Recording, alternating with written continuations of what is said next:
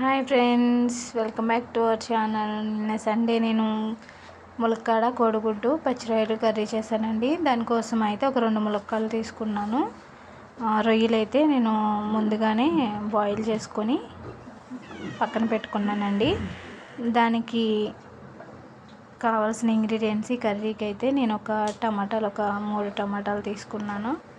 ఒక 2 పెద్ద సైజు ఉల్లిపాయలు, కొంచెం అల్లం వెల్లుల్లి పేస్టు, పచ్చిమిర్చి, ములక్కాడలు అయితే కట్ చేసుకొని నీటిలో అయితే వేసుకున్నానండి. కర్రీకి సరిపడా ఆయిల్ అయితే వేసాను. కొంచెం పసుపు వేసి ఎగ్స్ అయితే నేను ఆల్రెడీ బాయిల్ చేసుకుని పక్కన పెట్టేసుకొని తర్వాత వీటిని మనం కొంచెం గోల్డ్ కలర్లో వచ్చేదాకా అయితే ఫ్రై చేసుకోవాలి ఫ్రెండ్స్. చూసారండి, మంచి కలర్ వచ్చిందండి. మనం ఇక్కడ ఆయిల్ అయితే నేను ఈ కర్రీకి కొంచెం ఎక్కువగానే పడుతుంది కాబట్టి కొంచెం ఎక్కువగానే వేసానండి. మనం ఎగ్స్ అయితే ఇంకొంచెం ఫ్రై చేసుకోవాలనుకుంటే చేసుకోవచ్చు. నేనైతే ఇలా సరిపోతుందండి. మరీ ఎక్కువ అంటే ఎక్కువగా అయితే బాగోదు కాబట్టి ఇలా సరిపోతుంది. నేను వేరే ప్లేట్లోకి అయితే తీసేసుకుంటున్నాను. ఇప్పుడు ఇంకా అదే ఆయిల్లో మనం ఆల్రెడీ కట్ చేసుకున్నాం కదండి ఉల్లిపాయలు, పచ్చిమిర్చి, కొంచెం అల్లం వెల్లుల్లి పేస్టు వేసుకొని ఒకసారి అయితే కలుపుకుందాం ఫ్రెండ్స్.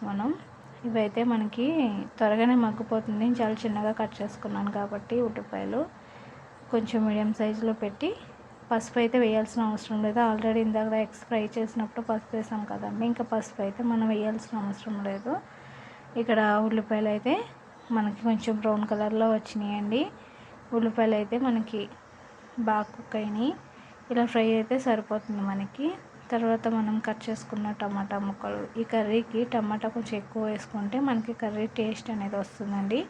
టేస్ట్ కూడా మనకి చాలా బాగుంటుంది ఫ్రెండ్స్. అందుకని టమాటా అయితే మనకి మగ్గాలి కాబట్టి చూసారండి, టమాటా ఉల్లిపాయ కూడా మనకి మొత్తం బాగా కుక్ అయిపోయిందండి. ఇలా మగ్గిపోతే సరిపోతుంది. తర్వాత ఇక్కడ నేను ములక్కాడలు వేసుకున్నాను. ములక్కాడలు అనేది మనకి త్వరగానే ఉడికిపోతాయి కాబట్టి మనం మరీ ఎక్కువగా మగ్గించుకోవాల్సిన అవసరం ఉండదండి. ఇక్కడ ఒక్కసారి మనం మొత్తం అంతా కూడా మనం వేసుకున్న ఉల్లిపాయ, టమాటా అన్నిటికి ములక్కాడకి బాగా కలిసేంత వరకు కూడా ఒకసారి అయితే మనం మంచిగా కలుపుకుందామండి. తిప్పుకుందాం. ఒకసారి కలుపుకొని తర్వాత మనం ఆల్రెడీ ఇందాక బాయిల్ చేసుకున్న పచ్చిరొయ్యలు ఉన్నాయి కదా ఫ్రెండ్స్, పచ్చిరొయ్యలు అయితే నేను దీంట్లో వేసేసుకుంటున్నాను. మీరు కావాలంటే ముందే ఫ్రై చేసుకోవచ్చు పచ్చిరొయ్యలు. నేనైతే ఫ్రై చేయలేదు, కర్రీలోను బాయిల్ చేసి కర్రీలో అయితే డైరెక్ట్గా వేసేసానండి. ఒకసారి మొత్తం అంతా కూడా మనం వేసిన మసాలా అంతా కూడా ఈ ములక్కాడికి పచ్చిరొయ్యలకి పట్టేంత వరకు కూడా ఒక 2 మినిట్స్ అండ్ 3 మినిట్స్ అయితే ఉంచుకుందాం ఫ్రెండ్స్. మనం ఒకసారి అయితే చూసారండి, మనకి బాగా కలిసింది కాబట్టి ఇప్పుడు దీంట్లో నేను కొంచెం కారం, ధనియా పొడి, జీలకర్ర పొడి, మనం ఫస్ట్లో ఉప్పు వేయలేదు కదా ఫ్రెండ్స్, ఇప్పుడైతే వేస్తున్నానండి నేను. మొత్తం కర్రీకి సరిపడా, టేస్ట్కి సరిపడా ఉప్పు అయితే, కారం అయితే కొంచెం ఎక్కువగానే స్పైసీగా, ములక్కాడ పచ్చిరొయ్యలు కోడిగుడ్డు కదా బాగుంటుందండి కొంచెం కారం ఎక్కువ వేసుకుంటే. ఒకసారి మొత్తం కారం అంతా కూడా కర్రీకి అంతా కూడా బాగా కలిసేంత వరకు ఒకసారి మనం గరిటెతో అయితే కలుపుకుందామండి. ఇక్కడ మీడియం సైజులో పెట్టుకుని అయితే నేను చేస్తున్నాను ఫ్రెండ్స్. కర్రీ అనేది మనకి ఇక్కడ బాగా కలిసింది కదండి. ఇక్కడ నేను ఒక గ్లాస్ వాటర్ వేస్తున్నాను. ఒక గ్లాస్ వాటర్ అయితే మనకు సరిపోతుంది ఫ్రెండ్స్. ఎందుకంటే మరీ ఎక్కువ వాటర్ అయితే మనకి ములక్కాడ మొత్తం విడిపోతుంది. అందుకని లాస్ట్లో కొంచెం కొత్తిమీర వేసుకొని మనం ఫ్రై చేసుకున్న ఎగ్స్ కూడా ఇంక లాస్ట్ ఫైనల్ వేసేసుకోవడమేనండి. వేసేసుకొని మనం ఒక 10 మినిట్స్ అయితే మనకి కర్రీ అనేది అయిపోతుందండి.